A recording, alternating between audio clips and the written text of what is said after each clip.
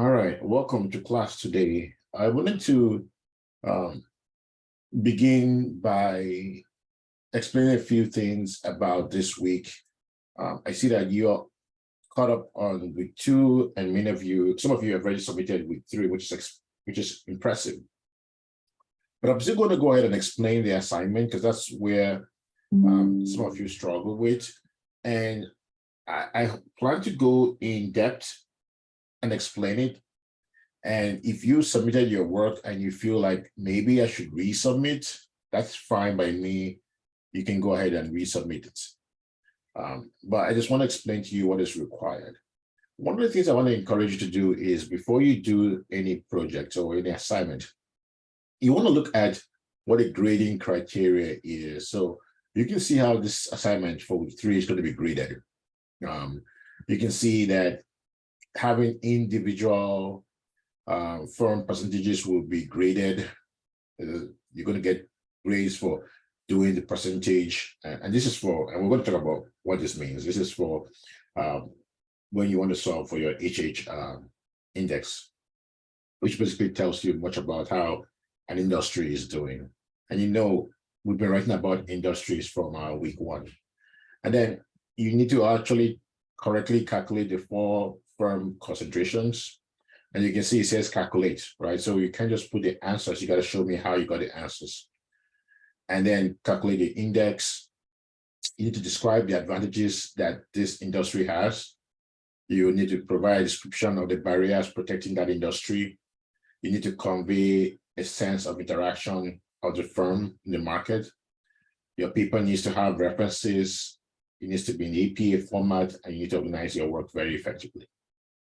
All right, so this is very important to look at this because this is where I grade. So no matter what you do, this is where the grading comes from. So you always want to look at this because that helps you see how you will be graded. All right, I hope that makes some sense. Now I'm going to go to the assignment itself and kind of show you what the assignment is. And the hope is that this gives you some idea what is required. All right, so if you look at the assignment, let me see if I can pull this up. All right, it tells you to copy and paste the table below in an Excel sheet. So you need to solve it using Excel. Please don't do it and submit it to me in a Word document. Now you can submit 2 things. You can submit a Word document where you answer these questions, right? And then you submit an Excel sheet where you calculate this in Excel, right? You can choose to do this in Excel and submit one big Excel sheet with all of them. That's fine with me.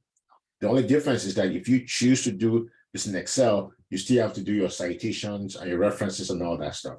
And so I usually advise students to submit just 2 different things, right? A Word document, which has a cover page and reference pages, and then answers that those 3 questions that are graded, and then you have an Excel file where you do this. Okay. So if you notice, right, based on what we learned, you're going to get points for having this, for providing this, and also for answering these sections and answering these questions. All right, let's go over them real quick. So what I've done is, to save time, I have gone ahead and created an Excel file that is pretty much loaded. But I want to walk you through what you need to do for this week. So you need to look at the industry that you are writing about. So if you're writing about, let's say your industry is coffee house and coffee chains, right? Then that means you will have to you go to maybe Statista, because Statista has all that data for industry. So that's an easy way to go. Just go to Statista and you can get information about a certain industry real easy. Another place you can check is going to maybe Yahoo News or Finance to get that. So this one is a simple one that we did. So this one we're writing about amusement parks. And so you can see we collected a number of amusement parks. So if you can get, what we're looking for is at least, I would say at least 9, 8 to 9. So here we have 1, 2, 3, 4, 5, 6, 7, 8, 9. So if you get up to 9, that's fine. So for a coffee place, you have maybe Starbucks, Dunkin' Donuts, Tim's Horton, Scott's Coffee, Pete's Coffee, Biggie Coffee, and then you have your others, right? You have your others. That will make 9. So try to have at least 8 companies in that industry, and then others will be the third one. And what you want to do is, if you go to a website like Statista, then you can get these values already provided, so you don't have to go and look for it. But if you are not able to find it, then you have to go online to look for this data. Now remember, right, if I pulled all this information from Statista, I would need to include the reference and make sure that I say this is where I got that information from, right? It's important that you do that. And you have to cite, always cite. So here, if I got this from somewhere, I'm have to cite that this is where I got this information from. So this is the sales for these companies. Try to use the most recent ones that you have, but for this, we're using 2021. And so this is the sales for the year in billions for these companies, right? So you have to look for the companies in your industry and then get the sales for those companies. And so remember, you're going to get points for being able to provide this information. So let's do this. And this is actually a very simple process, but it's really good because what it does is that it shows you if an industry is competitive or if it's overly concentrated, right? And that's a big deal for businesses. So let's do this real quick. And then once we're done, then I'll explain to you how we got those results and why it matters. All right. So this industry here, we need to find out the total number of or total sales for this industry as we collected. And so we'll do the sum. You can see we're using Excel formulas, right? Because it says calculate. So you have to calculate and show how you got the results. So you can see we calculate this. And so you can see that we have our total sales for this industry to be about $63 billion, right? So when you look at the percent of each one compared to the total, and to do that, right, it's really easy. We just do equal, we select that industry, divide by the total, right? And multiply our results by 100 so that we can get a percent, right? And because I want to keep it, drag it easily, I'm just going to go to the number that is not going to change, static. I'm going to press my mouse here. You can see it's blinking here. And I'll press F4, F as in Frank, 4. We're using a MacBook, that is Command T as in table. Press Enter, and then you just drag this. So it does it for all the rest, right? And feel free to sum this up to see if everything is what you expect it to be. So you can see we got 100, so that means that we're correct. So now the second part is asking us, so this tells you what percent. So it means that Disney is 25% of this industry, OCT is 16%. Now, to be able to find our HA index, we have to multiply, basically square each of these sections. That'll be equal to this. You can do multiply by itself, or if you want, you can do raised to the power of 2. Does the same thing. It just squares it, right? And then you drag this. Now, when you drag this, this is going to help you tell you how concentrated that industry is. So if I do the sum of this, you can see it gives me 2,560. I'm just going to come to where it says index here. The index here is 2,560.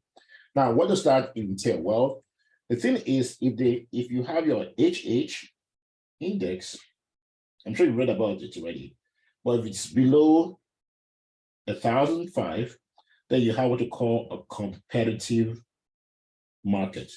If it's between 1,500 and 2,500, you have what they call a moderately concentrated industry. Now, if it's 2,500 or more, then what you have is a highly concentrated industry. All right.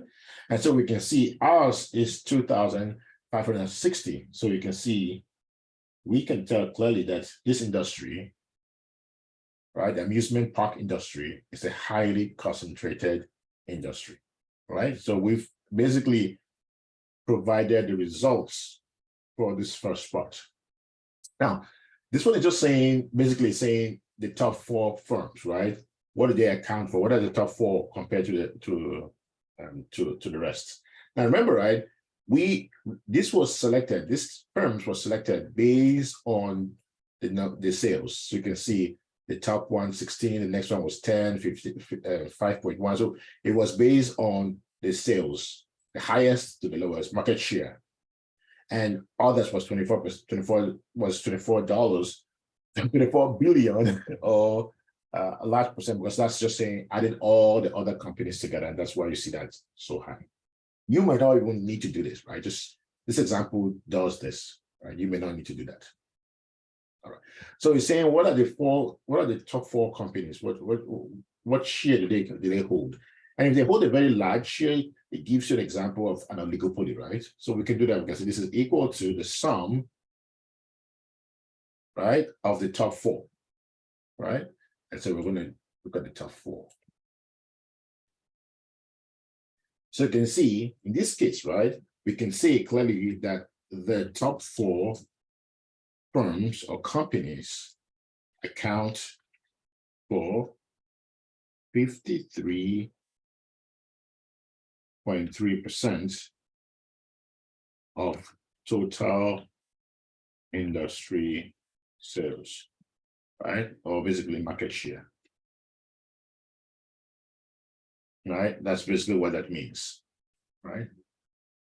Okay, I'm just going to move this aside. That way it respects this one. All right. So now you are asked a couple of things. What are there key advantages held by some of these industry firms? Now, this is why you need to do this in a Word document, because this is something you have to write in some detail, right? So what are there any key advantages held by any of this? And that's where you can go in depth to kind of explain, if you believe they are, what are those key advantages, right, that they have. So it could be that some of those companies like Disney are known the world around, so they are worldwide. They're in other countries like Japan and the rest of the place, and so they hold a significant sway when it comes to prices, because everyone else follows their price. You cannot go above Disney because Disney is where everybody wants to go, right? And so you can say some of them. You can say, okay, SeaWorld is different from the rest because it has, creatures in the sea, and it stands out for this. It's in San Diego. You can, so what are the advantages? So look at it from the point of view of economic advantage, financial advantage, and also location also can be a big factor, right? And that's what you're going to do. So you should write at least half a paragraph here, right? And that should not be difficult to find about these companies, to find what they have that makes them different from the other ones. The next one is barriers to entry. How easy it is to enter or to leave an industry. This is a very important concept in economics, right? And I think we'll cover this, but I'll go ahead and explain. So some industries are very difficult to get into, right? So monopoly and oligopoly, it's very difficult to enter or even leave the industry. The reason why it's difficult to enter a monopoly is because a monopoly, by its definition, is basically one company in an industry. So that means it's difficult to enter because of regulations or rules. So think of your gas company, utility companies, right? It's very difficult for you to become a company that provides electricity or water for any company to any city, because there's some laws and regulations, and it's expensive to get into that market. So that's why you tend to have only one utility company. Oligopolies too, right? They tend to be very few. The reason why there are few is because it's expensive to get in, and it's very difficult for you to make profit even if you get in, because they're already companies that have been there for years and they've built loyalty, they've built the base, they have the infrastructure and all those things, right? Makes it very difficult to get into it. So you're going to look at your industry here. You have to kind of tell us if you think your industry is either an oligopoly or monopoly, or if it's a perfect competition, or if it's a monopolistic competition. Now remember, right? A monopoly would be like your utility. An oligopoly would be like Verizon, AT&T, and T-Mobile, right? They control probably 90 to 95% of the market, right? A perfect competition is a market where they are price takers. They don't set prices, they just accept prices, right? So examples of them would be things like agricultural companies. So your eggs, those that make eggs, those that make sell eggs or milk. Now, a monopolistic competition is where they sell, there's a lot of people in that market, but they sell similar items. So you think of your McDonald's, your fast food places, right? So that's the second one. The third one is describe the firm's behavior. Are they colluding or competing? So this is common. We want you to write more about oligopolies, right? And oligopolies, sometimes they collude. Colluding or competing means trying to come together and set prices so that you can, the customer has no choice, right, but to buy from you. And so is your company, or in this industry, they collude? Does Disney and Universal come together and set prices? So if you choose to write on this, right, make sure that you write this also in detail, and please cite where you got this information from and put the reference here. Make sure that your citation here matches your references, right?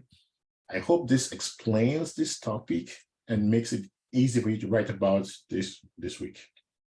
Thank you for watching.